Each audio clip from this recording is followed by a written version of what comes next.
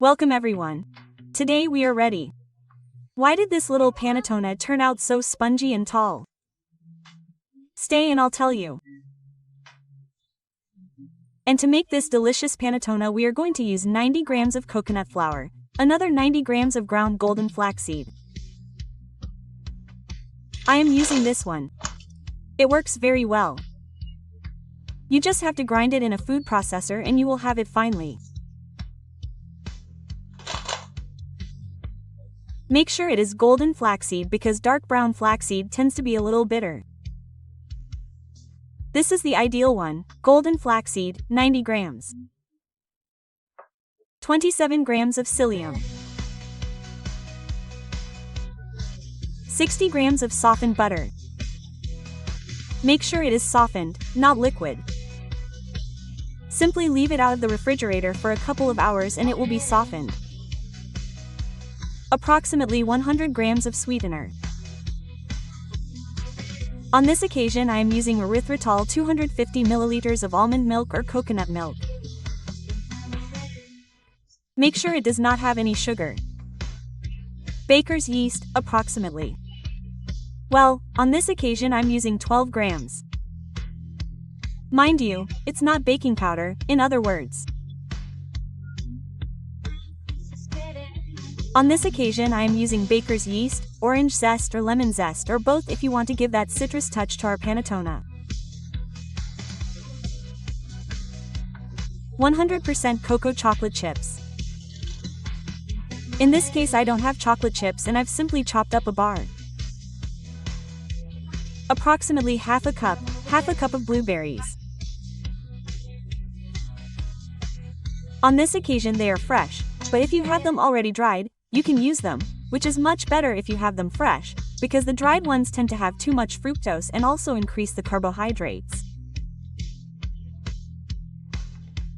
On this occasion I'm using half a cup. Optionally, you can add a little bit of rum extract or rum water if you have it. This will give it a very nice touch, but if you don't have it, you can simply add a little vanilla extract or the flavor you like the most.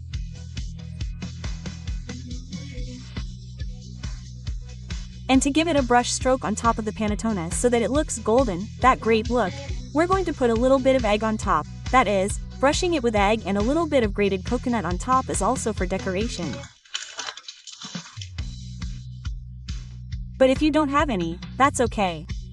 You can skip this step. 8 egg whites. If you don't want to use all 8 egg whites and want to use the whole egg, that's okay. You can use 4 whole eggs. But I also tell you that the panettone won't rise as much. I would recommend that you use 8 egg whites. I have it in this format, for me it's much easier, but you can simply separate the yolks from the whites and that's it. And then you can use the yolks for something else. And a pinch of salt. And the first thing we're going to do is microwave the milk for a minute to warm it up, to add the yeast here. I already have it here. It's been in for a minute, just to warm it up a bit. And now we're going to add the yeast. The 2 sachets. These are 5.5 grams each, so 11 grams in total. Let's stir it a little. And let it rise to see if our yeast is good or not. It should bubble up in a little while. So let's cover it and leave it here for a moment.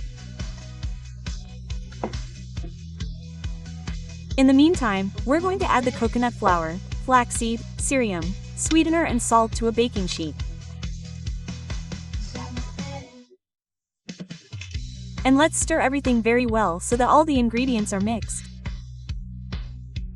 It's much easier with a whisk. Okay, now everything is well mixed. Let's remove the whisk and add the egg whites. The teaspoon of water or, if you have rum or vanilla extract, whatever you like. Let's stir a little more. Yes. Let's add the yeast with a spatula. Look, Do you see that it's already bubbling? That means the yeast is active. In case your yeast doesn't activate with the almond milk you have or the coconut milk, you can add half a teaspoon of honey. Yes, honey. It's okay because the yeast will eat the sugar in the honey, the fructose in this case. So it doesn't matter, you can add a little bit. In this case, with the almond milk I had, it did rise quite a bit. Do you see that it's bubbling? It's completely activated. Let's add it here and stir everything well so that it integrates. Now we add the orange zest. In this case, you can use lemon or both, and we'll zest them. I'm also going to leave a little bit of chocolate to put on top for decoration, and I'm also going to add 4 or 5 more blueberries for decoration. Let's stir everything well. And now what else do we need? Well, we need the softened butter that we're going to add to the pot. There it is. Let's stir a little more well so that it integrates. Now we have everything well integrated here. Let's melt the butter a little more here. Like this. And now all that's left is to put it in a panettone mold or whatever cake mold you have. But for it to look like panettone, it needs to be a tall and narrow mold. Let's get the mold. We already have this. And now, look, I have this mold. I've put some baking paper in it, and here we're going to put our panettone dough. For this I've put on some gloves because it's going to be much easier to put this content in. Like this. Now we're going to add some blueberries as decoration. Let's see, I want you to see it there. And we're going to add the chocolate chips that we set aside earlier. Like this, you see. Well, here we have it. Do you see? It's ready to put it in the oven, but not in the way you might think. We're going to put it in the oven at 100 degrees Celsius only, and we're going to put a pan of boiling water underneath it. And we're going to leave it in there for about an hour. Let me explain. Look, here I have a bowl of boiling water that we're going to put underneath. See? Like this. Let's see if I don't burn myself. And here we have the panettone. Okay, the oven is at 100 grams, so right now we're going to leave it here for about an hour with the other one closed.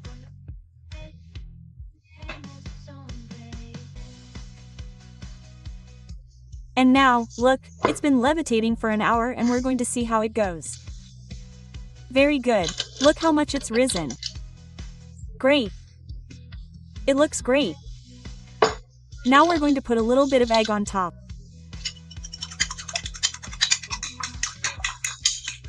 We did the one I already showed you like this, and we brushed it with a paintbrush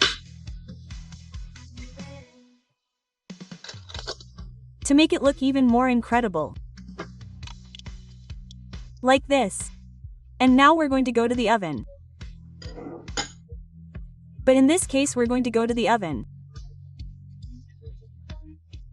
Now that you know it's at 100, we just put it in as is and raise the temperature to 180.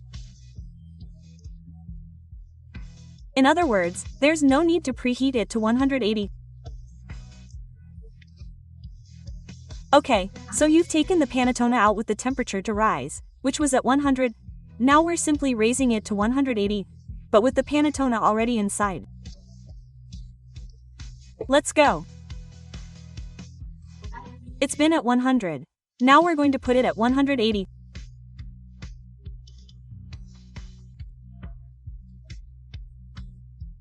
Look, if the top of the panettone gets too dark or toasted, just put a little bit of paper on the baking sheet and finish cooking it.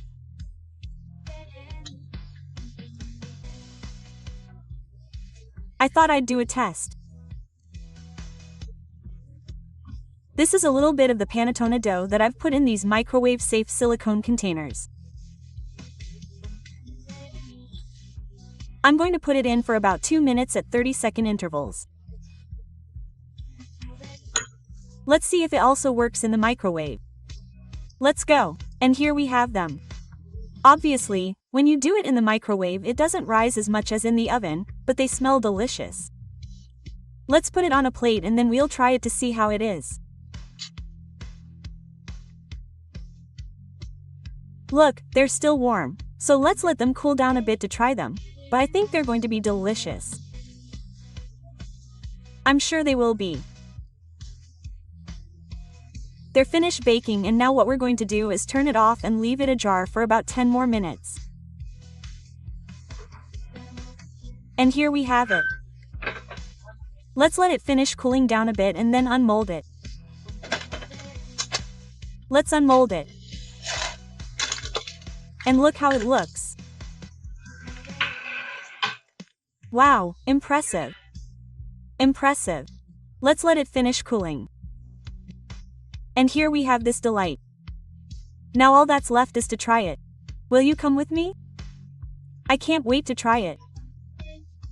Let's cut it in half and see how spongy it is on the inside. I can already tell you that this is spongy by the way it behaves when you cut it. Look. Wow. It looks so spongy. But look how spongy it is. Let's break off a little piece like this. Look, it's still a little warm. It's so delicious. I can't resist. So delicious. It smells.